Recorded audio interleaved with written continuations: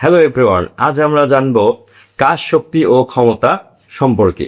আমরা প্রতিদিন অনেক কাজ করি, ধাক্কা দেই, হাঁটি, বই তুলি, দরজা ঠেলি, কিন্তু ফিজিক্সে ভাষায় সবকিছু কি কাজ? আজ আমরা জানবো কাজ, শক্তি ও ক্ষমতা সম্পর্কে খুব সহজভাবে।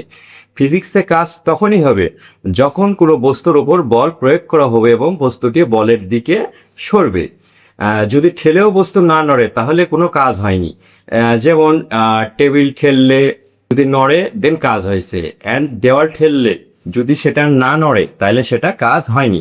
ফিজিক্সে কাজের একটি সূত্র রয়েছে, সূত্রটি হলো W=F D cos থিটা, যেখানে W for work, F for force and D for displacement অর্থাৎ বস্তুর সরণের দূরত্ব, এবং থিটা হলো বল এবং সরণের মধ্যে যে কোণ আছে অর্থাৎ অ্যাঙ্গেল বিটুইন ফোর্স অ্যান্ড ডিপ্লেসমেন্ট।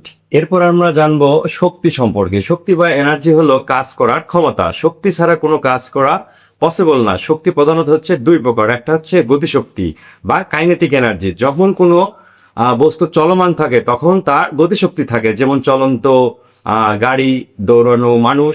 দুই নম্বর হচ্ছে স্থিতিশক্তি বা পটেনশিয়াল এনার্জি। যখন কোনো বস্তু স্থির থাকে তখন তার মধ্যে শক্তি জমা থাকে, যেমন পাহাড়ের উপর রাখা বল, তারপরে টান দেওয়া ধনুক। সহজভাবে মনে রাখতে চাইলে চললে গতিশক্তি এবং স্থির থাকলে সেটা হচ্ছে স্থিতিশক্তি।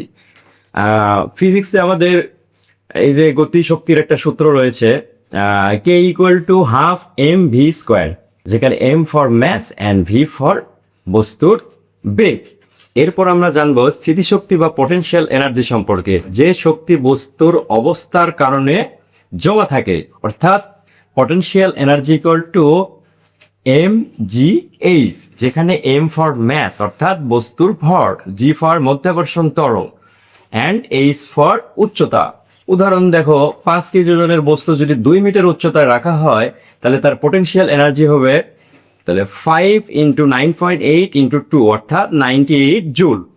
আর এখান থেকে আমরা কি করতে পারি, এই যে গতিশক্তি এবং স্থিতিশক্তি যেটা আছে সেখান থেকে আমরা মোট শক্তি বের করতে পারি। মোট শক্তি হচ্ছে মেকানিক্যাল এনার্জি অর্থাৎ ME=KE অর্থাৎ কাইনেটিক এনার্জি, দ্যাট মিনস গতিশক্তি প্লাস PE অর্থাৎ পটেনশিয়াল এনার্জি, এই দুইটার যোগফল অর্থাৎ চলমান ও অবস্থানগত শক্তির যোগফলই হলো মোট শক্তি।